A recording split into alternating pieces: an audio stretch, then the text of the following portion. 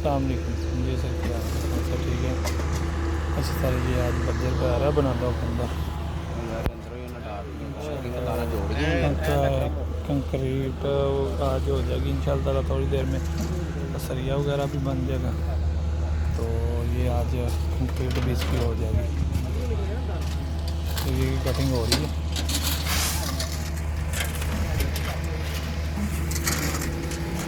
ये मोटर खराब हुई है ना, ठीक करना शुरू हो गई।